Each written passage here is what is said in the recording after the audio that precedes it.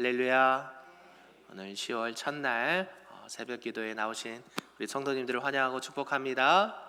10월 한 달도 우리 주님의 크신 은혜가 우리 모든 성도님들과 가정 위에 충만하시기를 간절히 소망합니다. 아멘.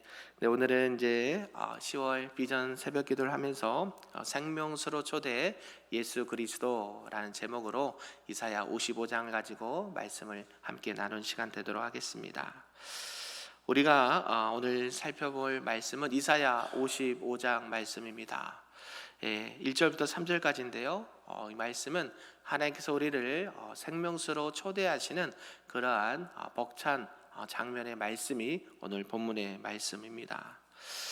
오늘 이러한 하나님의 초대, 하나님의 은혜의 초대가 그냥 평상시 평온한 날 우리를 초대한 것이 아니라 바로 바벨론 포로기 시대에 있었던 절망과 슬픔에 빠져있는 그 가운데서 하나님께서는 이스라엘 백성들을 기억하시고 그들을 다시 한번 구원의 길로 인도하시고 초대하시는 복의 말씀이다라는 것이죠.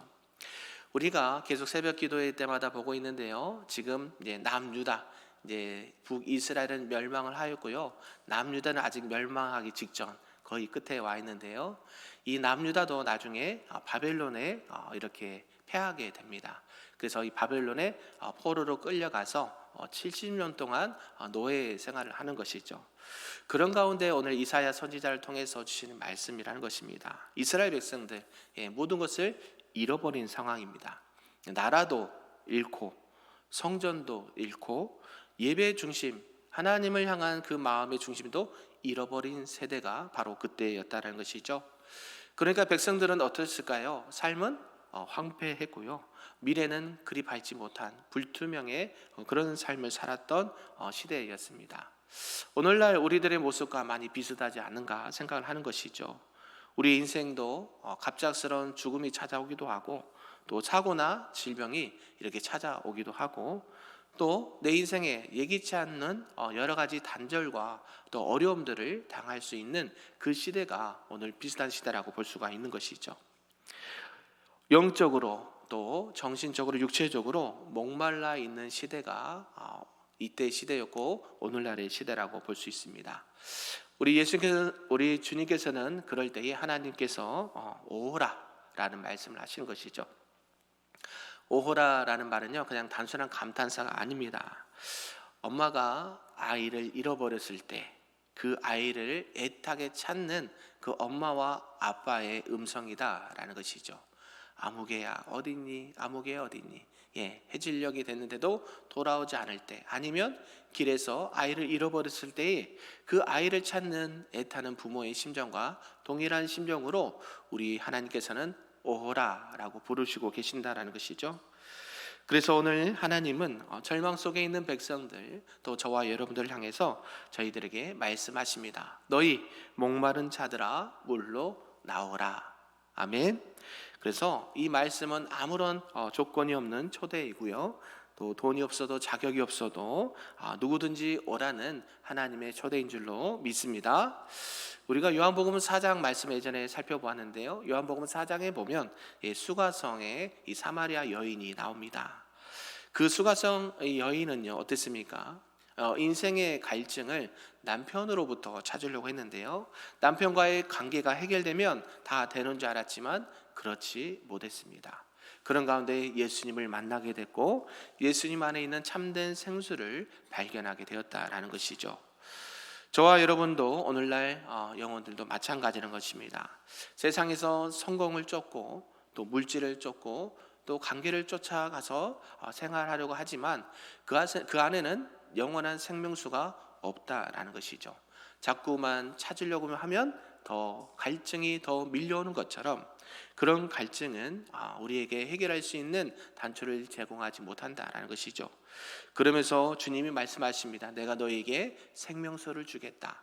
값도 없이 돈 없이 너희가 마음껏 마실 수 있도록 주시겠다라고 약속하신 줄로 믿습니다.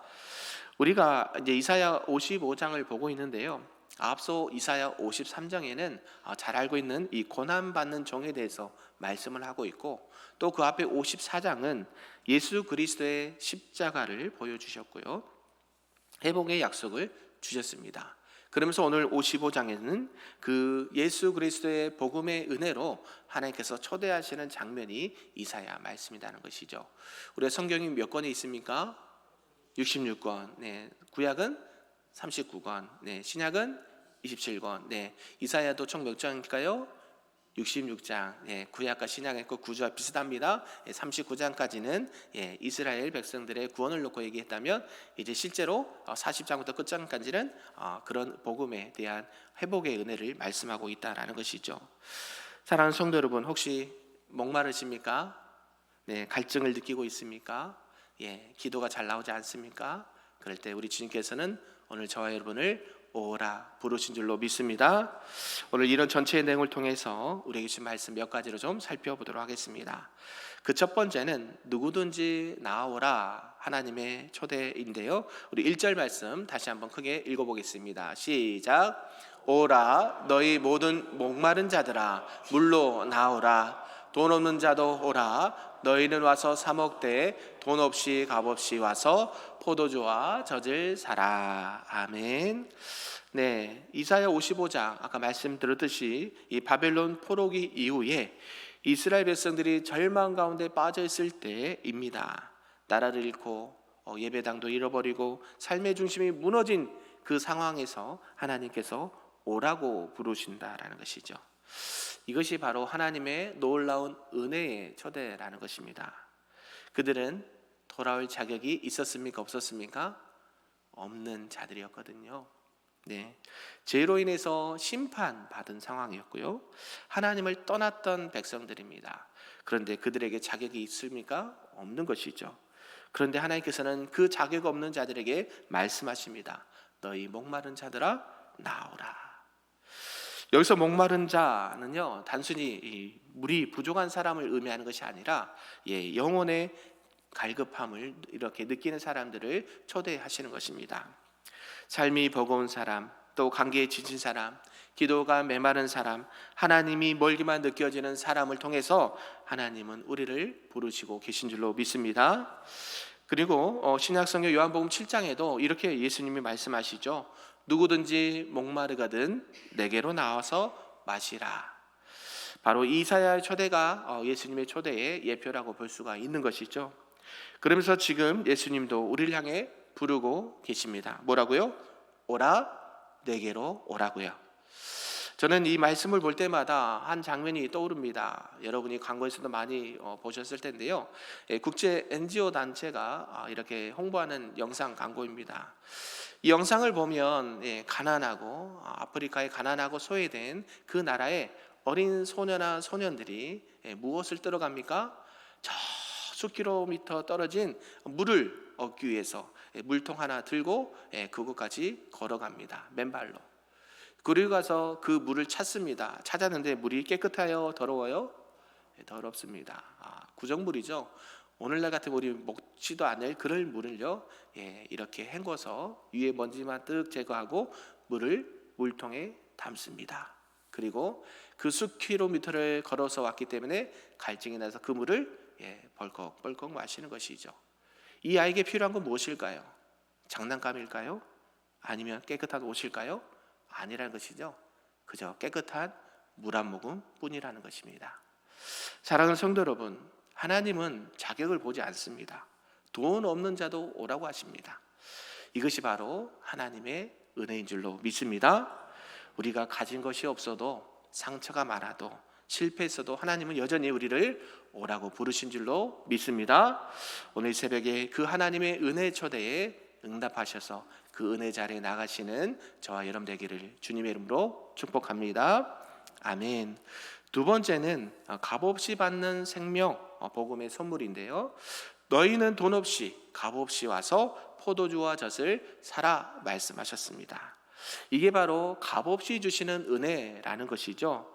이 포도주와 젖을 사라라고 합니다. 그런데 무엇을 사는데 여러분 물건값을 내야 됩니까? 내지 말아야 됩니까?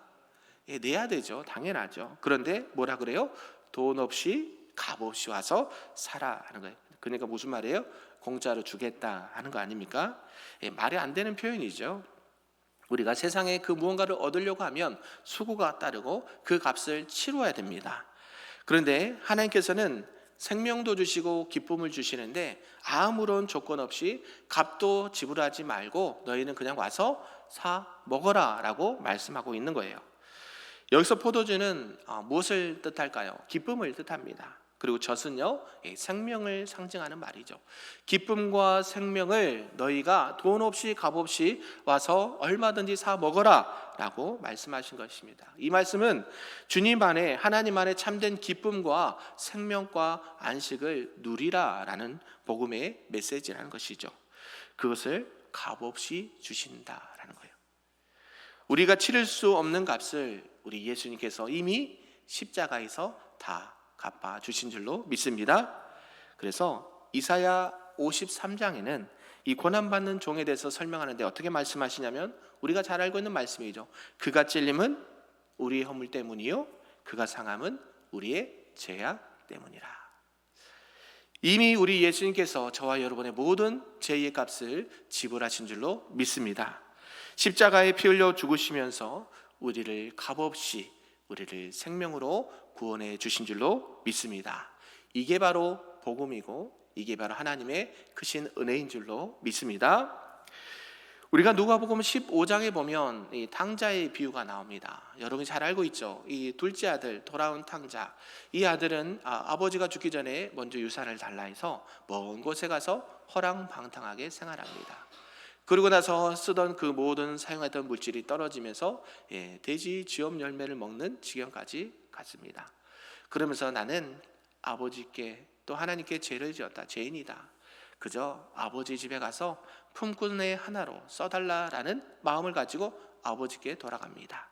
그 아버지가 어떻습니까? 그 아들을 보고 그를 달려가서 측은히 안고 입 맞추고 그에게 손에 가락지를 끼우고 신발을 신기고 옷을 갈아입히면서 잔치를 베풀어 주십니다.